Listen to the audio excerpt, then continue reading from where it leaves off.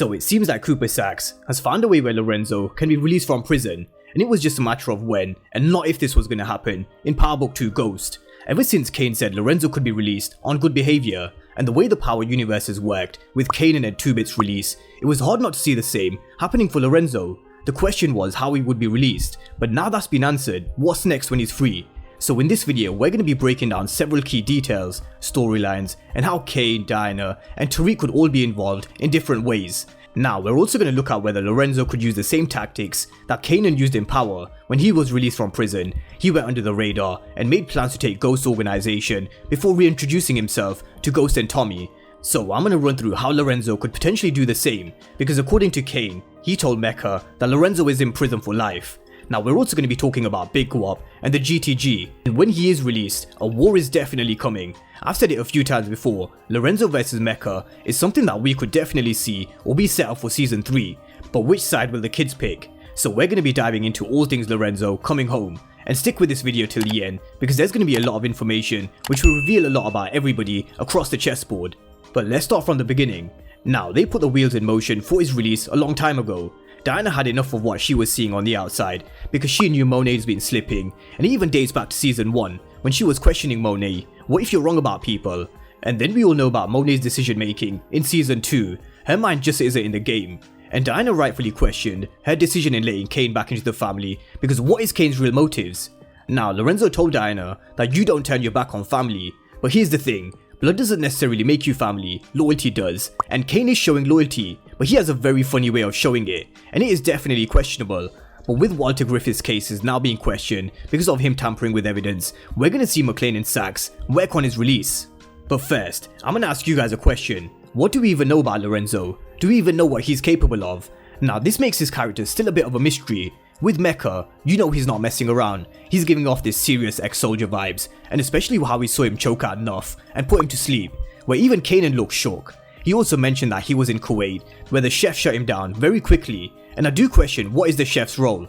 They focused on him a few times now, so I do think he could be a bigger player on Mecca's chessboard. So we know what Mecca can do based on what we've seen. He ain't playing. But what if Lorenzo is even more savage than Mecca? We haven't seen anything from Lorenzo yet, apart from a few scenes of him in prison, and we've all seen how Mecca brings these old power vibes back to the show, so I expect Lorenzo to bring that fear factor when he is free. But how will he move when he is released from prison? And this is where I want to rewind it back to Power for a moment, because we saw something similar play out when Kanan was released. They missed out a very key piece of evidence in his trial, which ended up with his freedom. But rather than telling everybody that he was being released, the only person who knew was Sean. And then we watched Kanan move and make plans with Dre and his crew, and we heard how Kanan moved to plan B, which was to get inside Ghost's organization using his son Sean.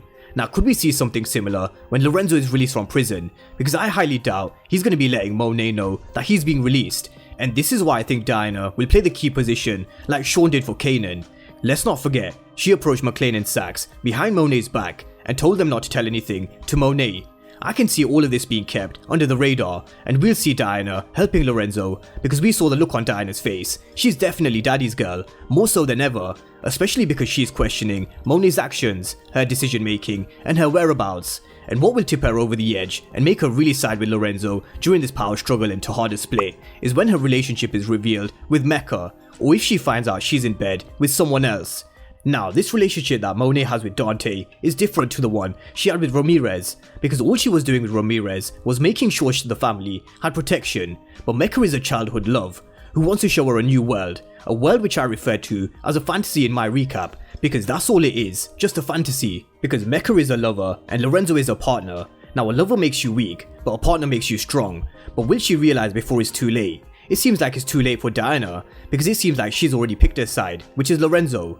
So what will Lorenzo do once he's released? I think he'll have the help of his baby girl Diana, and he'll start to make some moves of his own, which will definitely involve the GTG. So let's talk about his loyalty to the GTG and the Big Guap theory.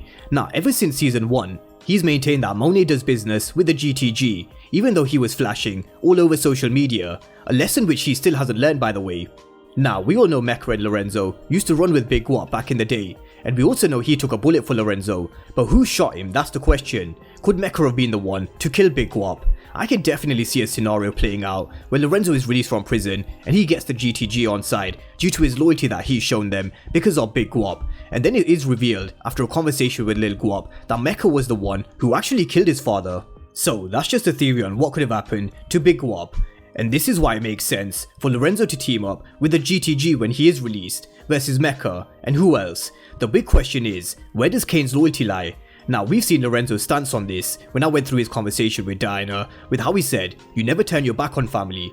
But will Kane show the same loyalty as Lorenzo has? Will he stick by Lorenzo and the Tejada's side? Or will he stick by the person who gave him his big break? Mecca's given him the respect and the position that he's been searching for, but he doesn't realize that Mecca's playing the biggest game of chess out of everyone. And the reason why I believe he goes by the name of Mecca is similar to the way Kanan used Slim. If Kane reveals that Mecca is the connect, the name may not ring any bells to Monet because she only knows him as Dante Spears from her childhood.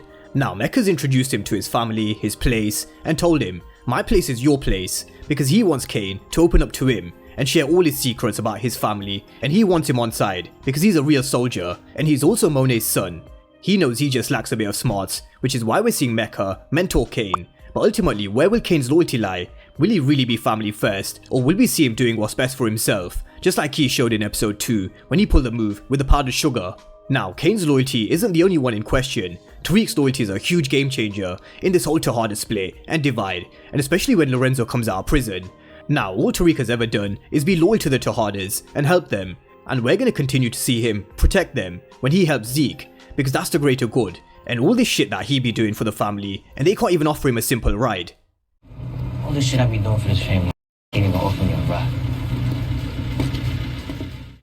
But seriously, Tariq even put Diana in touch with Davis, Maclean and Saxe, who are going to be the ones to set Lorenzo free. So could Lorenzo repay the loyalty that Tariq has shown? Because his connections and referral is what will set him free.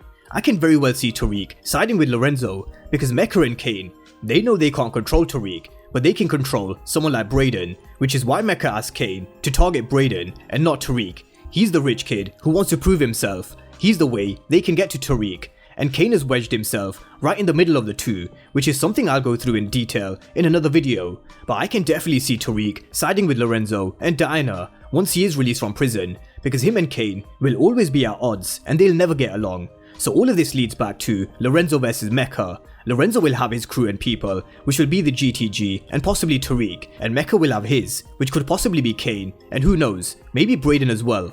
So the question is, who will be on whose side and who will come out on top? So drop all your comments down below on whether you think Kane will side with Lorenzo or side with Mecca, and who's going to win this war. A war which I think will drag on into season 3, so drop all your comments down below, and of course if you're new to the channel and you haven't done so already, then remember to smash the subscribe button if you want to see everything Power Book 2 Ghost and Power Universe related. But as always, thank you guys for watching, and I'll see you next time.